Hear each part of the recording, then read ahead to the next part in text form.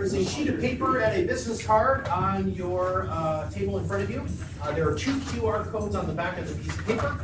One of them is to utilize our free program, which I'm actually not going to talk about today.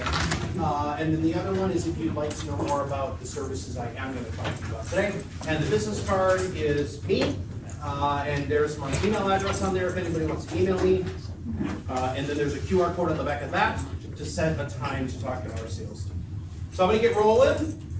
You all don't mind. So I'm going to start off the 5 Hour Live podcasting with a little bit of a backstory to really set the stage here, because I really do believe that asking this question is false equivalence.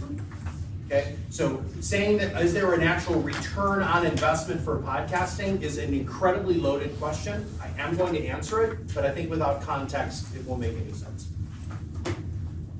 Sorry, there's a little bit of a delay here that I'm working with. All right, so I'm going to show you my journey. So one of the big things that we talk about here at Proudmouth is accelerating influence. I'm not talking about being the next TikTok dancer, even though, sir, I bet you can dance like nobody's business.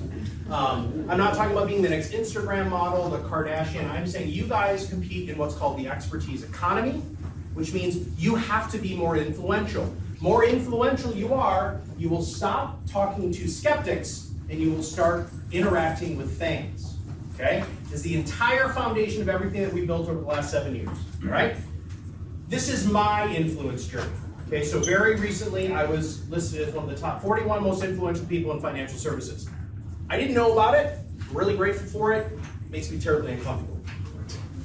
Because this journey is going to show you how really bizarre all of this is. So, in 2011, I published the first book in social media called The Social Media Handbook for Financial Advisors. It was the worst title ever. I didn't come up with it. I got published by Bloomberg Finance. Super excited. And I was like, I'm great, perfect. That's what the client needed. Go. He paid for his whole year of podcasting with that one thing. Whole thing. And that kept happening.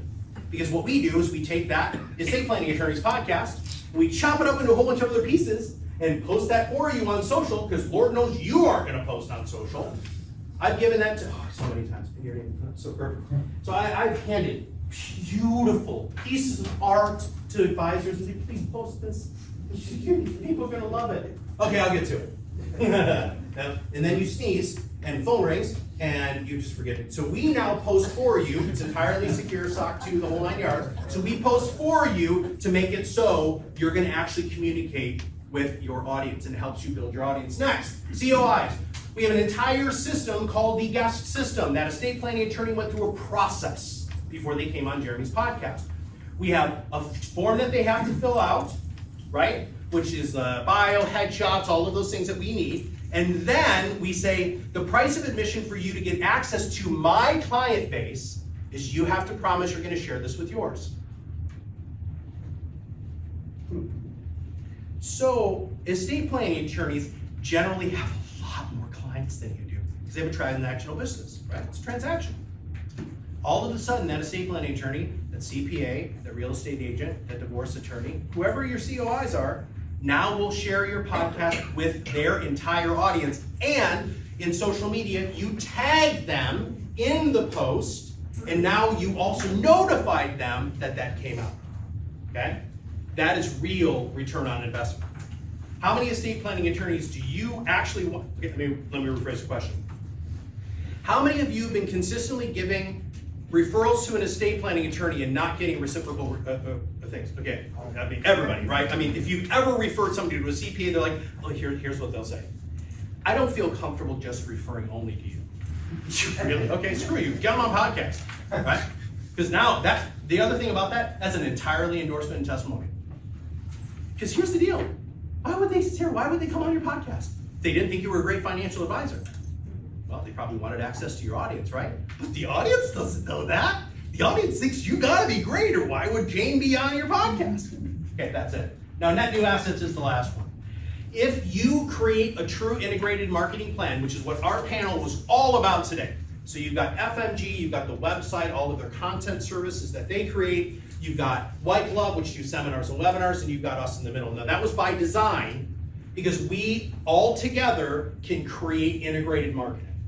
Okay? Integrated marketing. Integrated marketing means that it shouldn't be your webinars about this, or your seminars about this, your podcasts about this, and your content's about this. No, it all has to be talking to each other, and most importantly, it all has to be directing to the same place. Okay? So here is a live real advisor.